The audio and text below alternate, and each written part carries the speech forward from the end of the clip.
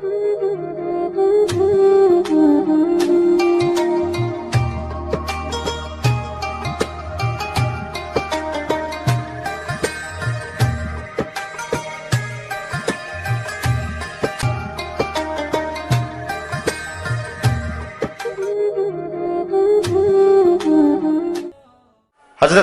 ہند بن ابی حالہ رضی اللہ تعالی عنہ حضور کا حلیہ بیان کرتے ہیں۔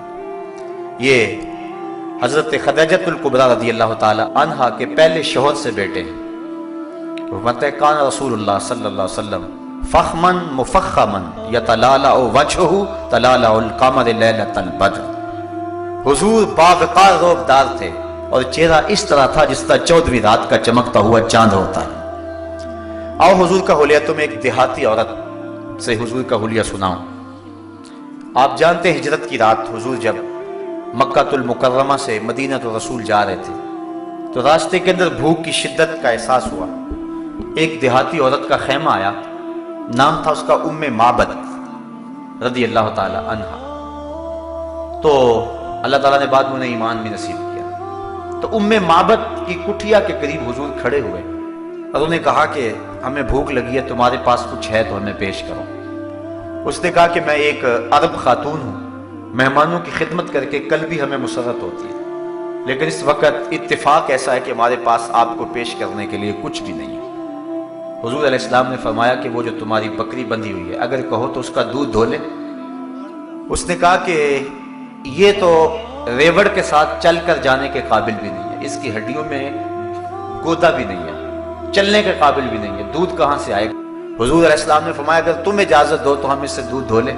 اس نے ہنس کے کہا مجھے کیا اعتراض ہو سکتا ہے، اگر یہ دودھ دیتی ہے تو مجھے کیا اعتراض ہو سکتا ہے۔ حضرت ابو بکر صدیق رضی اللہ تعالیٰ عنہ نے وہ بکری کھولی، حضور کے سامنے کھڑا کیا، آپ نے اپنا دستے کرم اس بکری کی پشت پہ پھیر دیا، بکری نے اپنی ٹانگیں چوڑی کر دی اور اس کی کھیری میں دودھ اترایا۔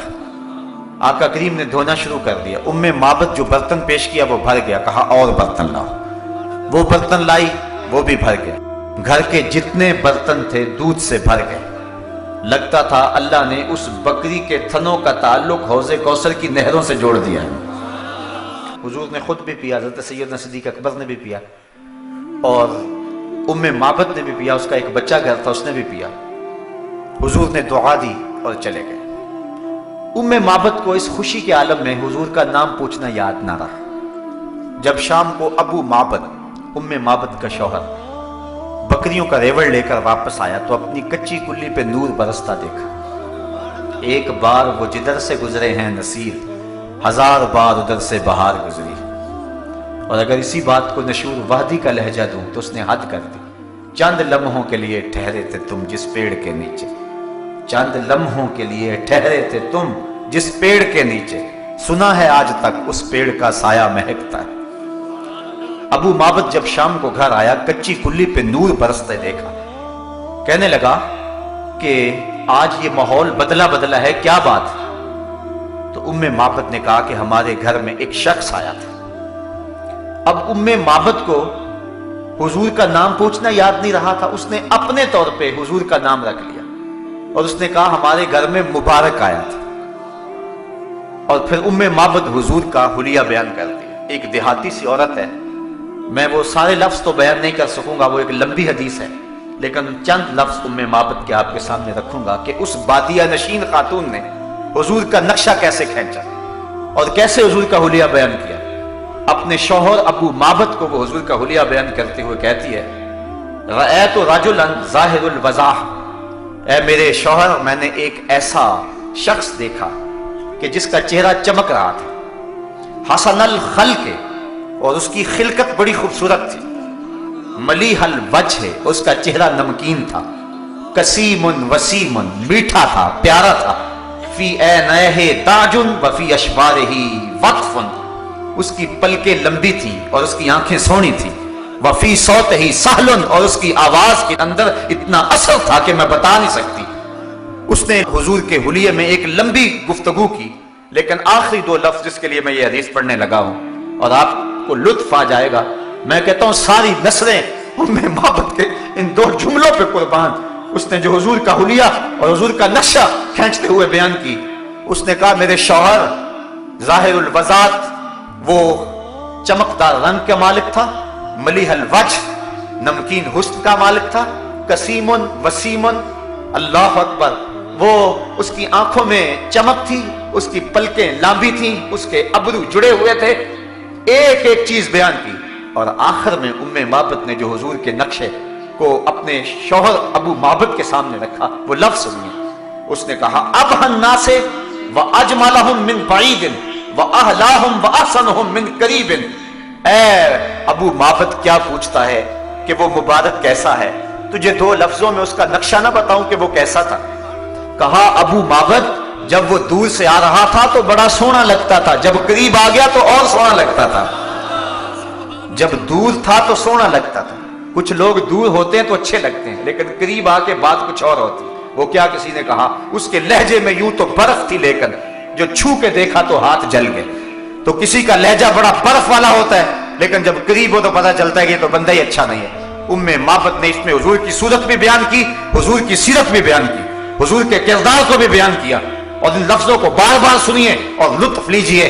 उसने कहा अबू माबद, मैं क्या बताऊं कि वो मुबारक कैसा था। अब हन्नासे व अजमलहुम मिन बईदिन व अहलाहुम व अहसनुहुम मिन करीबिन। जब दूर से आता था तो सोना लगता था, करीब आ गया तो और सोना लगता था। अल्लाह। मुख चंद बदर शाशानी है, मथे चमक दी लाट नूरानी है, काली जुल्फ ते अख मस्तानी है, मुखमूर अखी हैं मद भरियां। कहा जब दूर था तो सोना लगता था, करीब आ गया तो और सोना लगता था। इतना हंसी था। अब रोजाना उम्मे माबद के घर में तज़किरा ही हुजूर का होता है। शाम को जब अबू माबद बकरियों का रेवड़ लेकर के आता है तो उम्मे माबद खाना लेके आती है, तो अबू माबद कहता है खाना बाद में खाएंगे, पहले मुबारक की बातें सुनाओ।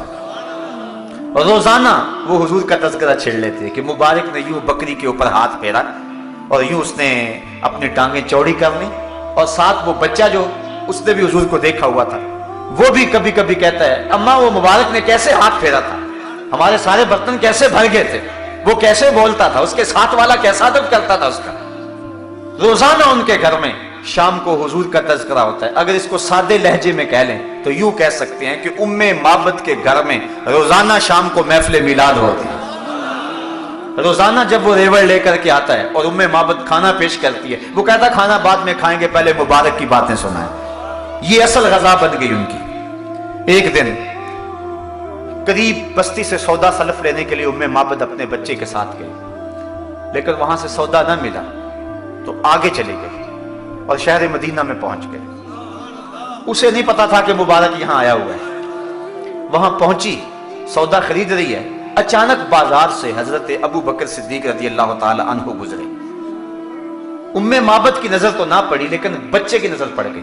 फसाहत तिफ्ल या उम्माहु हाज़ा साहिबुल मुबारक। उस बच्चे ने चीखना शुरू कर दिया, कहा अम्मी वो मुबारक के साथ जो साथी था वो जा रहा है, वो जो मुबारक के साथ उसने बंदा था वो जा रहा है। उम्मे माबद दौड़ करके हजरत अबू बकर सिद्दीक के पास जा खड़ी हो गई और कहा ऐन अल मुबारक, मुबारक कहां है?